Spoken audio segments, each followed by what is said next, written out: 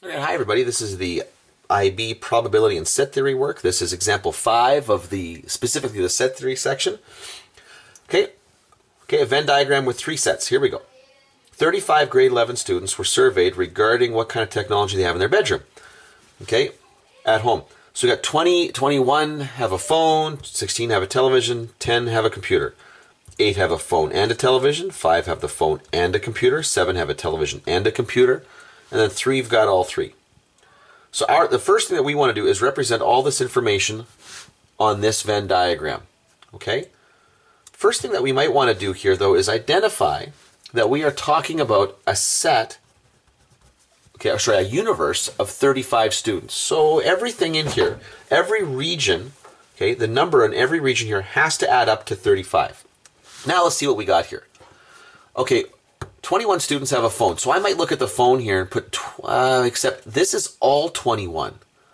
But there are 1, 2, 3, 4 very distinct sections in this phone circle. So where does the 21 go? Does it go here, here? I don't know.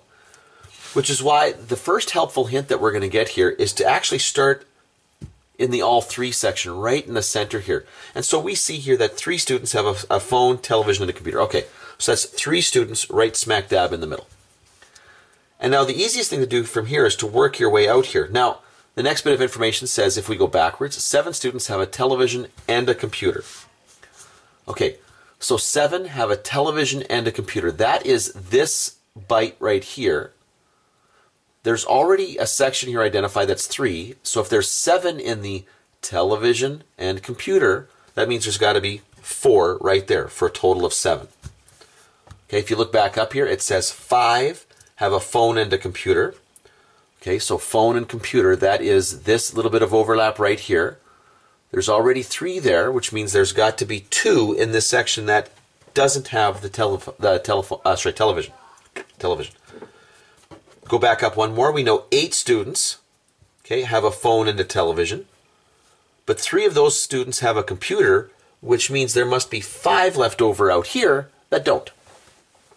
Okay, now we can look at those other big bits of information here. 10 students, it says here, have a computer. Okay, so that's this circle right here. 10 have a computer. Well, 2 have a phone and a computer. 3 have all 3. 4 of them have just a computer and a telephone. That's a total of 9, which means there's only 1 student there that has just a computer. We know that 16 have a television. Okay, so here we go. 16 have a television. Okay, but I'm already seeing 5 and 3 and 9 here, so that's 12. Okay, so of that group of 16, I've already got 12 accounted for, which means there must be just 4 that have just a television.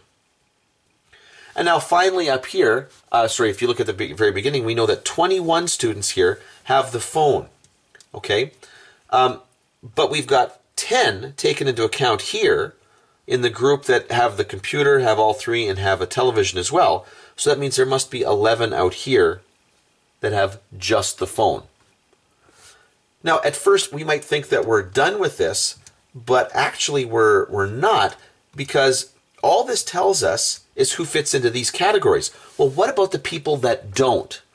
Okay, if you add these all up, if you take 11, 2, 1, 5, 3, 4, and 4, okay, altogether that adds up to 30. But there's supposed to be 35 people here, which means there must be 5 people out here that actually don't have any of these in their bedroom.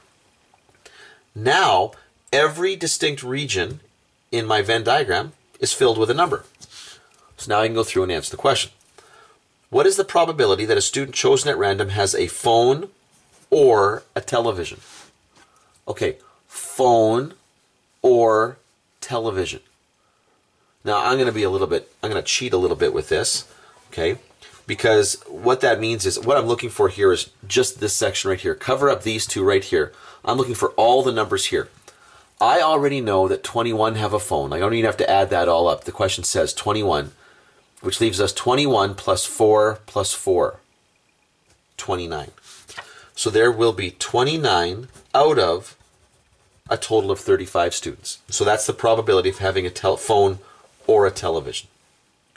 Okay, what is the probability that a student chosen at random has a phone and a computer, but not a television.